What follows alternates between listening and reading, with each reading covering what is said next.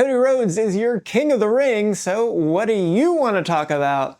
Well, I don't know. We're gonna find out when we roll the dice. I'm still coming to you from Costa Rica for vacation, so I don't really have any time to do some deep research like I usually would, so instead we're gonna leave it up to a 20-sided die to randomly generate a number for us to talk about 6 different current WWE main roster stars, so you'll see what I'm talking about. So let's get right to it next, and our first roll will be for the first half of the men's division, divided up by how many TV matches they have so far. And so let's get to our first number, and it is... And our first number is 16 for the top half of the Raw men's division, and that is Brutus Creed, and he is 0-1 in singles matches and 2-6 in tag matches, so he's 2-7 overall. And he and his brother Julius have had a couple chances at the Raw Tag Team Championships, but of course, they have not yet won those World Tag Team Championships. But they have looked pretty good in the ring recently, and especially Julius actually adding that shooting star press. But the Brutus Ball still remains their main finisher, and I have to say, they will someday win those titles, but it doesn't look like that will be anytime soon, especially now that Chad Gable is out with that injury and needing shoulder surgery. So unfortunately, it looks like they will be left without a true leader, though Gable did say to listen to Ivy on this week's Raw. And then I think they were all surprised when they saw El Grande Americano looking much taller than usual right beside them, and before just nodding and walking away. So maybe they will follow him going forward, and that will propel them to new heights. But I guess I wouldn't expect it, because I do think that Balor and McDonough will be going back to their heel tactics of late. So I don't think Brutus and Julius will really get a true shot at the tag team titles anytime soon, but I think it at least will be pretty humorous to see just how we go with American Made following in the footsteps of El Grande Americano. Let's go to our number right now. And our second number is 13, which lines up to Joaquin Wilde. And of course, we don't have a lot to say about Joaquin. He is 0-1 in singles matches and 0-2 in tag team matches, so he's 0-3 in 2025. And since I don't have all my stats, I can't really tell you just how bad their losing streak is, but I assure you it's been a very long time since the LWO has won a match on TV. And I guess it's going to keep going a lot longer, because unfortunately Joaquin Wilde was injured during a speed match, so he had to be replaced at Worlds Collide by Lince Dorado, and it was indeed Dorado who really made waves with a Spanish fly on Yeska in that match, so that was obviously very interesting. But for Wilde, it looks like he'll be out for quite some time, so what more can we say? They already were not getting much time on the screen, and so Worlds Collide was really going to be a good opportunity for the LWO to do something. And of course, Rey Mysterio also remains out injured, so our principal members of the LWO really have not much at all to do, so I guess Cruz del Toro will just be kind of hanging out for quite some time in catering. All right, that was a pretty tricky one where we don't have much to say, but let's go to our third contestant here, and it will be the top half of the SmackDown men's division. So let's do our random number right now, and our dice roll gives us number 20. We don't have a number 20 in this first half, so let's spin this around again. And we roll number 6 here, and that is Drew McIntyre. Wow, the injuries continue here for us. Well, what's there to say about McIntyre right now? It's not too much, but his record is 6-7 in singles matches and 0-1 in tag matches, so he is 6-8. And unfortunately for McIntyre, Damian Priest got the last laugh inside a steel cage at Saturday night's main event, where I was live to see it.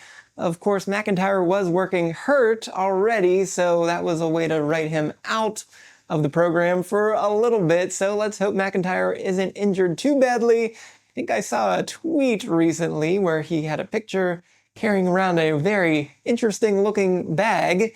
So yeah, let's hope he's perfectly fine and not losing his mind a little bit right now. So let's hope to see him back on the screen very soon and right back in the title picture.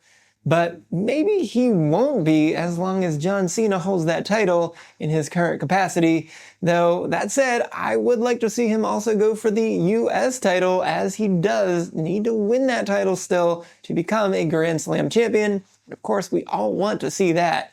However, that doesn't fit either with Solo Sikoa now as the champion. Maybe Jacob Fatu can win that title back at SummerSlam, and then McIntyre will get his chance. But of course, Priest also wants a shot at that US title as well, so who knows? Maybe we'll get a triple threat match or a fatal four-way match for that title at some point in the not too distant future. But for now, McIntyre remains one of the best superstars on either brand, so I certainly hope he comes back very soon to wreak some more havoc on SmackDown. And with that, let's go to our second half of the SmackDown men's division. So here we go with our random roll right now. And number 16 is our randomly generated dice roll here. So that is Joe Gacy of the Wyatt Six. Well, we have seen them finally return after a very long absence on SmackDown. They got one tag team title win. That was not particularly impressive, but we'll chalk that one up to ring rust. But they immediately got a title match against the Street Profits this past week, and it went pretty much how it should have gone. I did like the direction there. I thought this was the way to go. It's too early to give the titles to the Wyatt Six. If we ever want to give them the titles, it's not really a necessary thing for the Wyatt Six to be champions, so that was very surprising that they even gave them a shot there. But they went the right direction here, having the rest of the tag division stop that match before it ever got to a conclusion, because of course they don't want the Wyatt Six to win the titles when they just, kind of take everyone out in their path. So, I don't know. I think Joe Gacy is just perfectly fine by himself. But, I guess he and Loomis were a pretty good team before we, had that very long break for them. So I think they have some potential, but I don't know. I'd like to see Uncle Howdy actually do something, which he has not done yet. And Eric Rowan also has no matches as well since that move over to SmackDown. So yeah, we just haven't seen a lot of the Wyatt Six. I do hope they have many more matches against all of the other tag teams before they get another title shot. Or maybe we're just lining it up for, I don't know, a ladder match, fatal five-way or something at SummerSlam. That would be pretty good. I think everyone would like to see that. So who knows?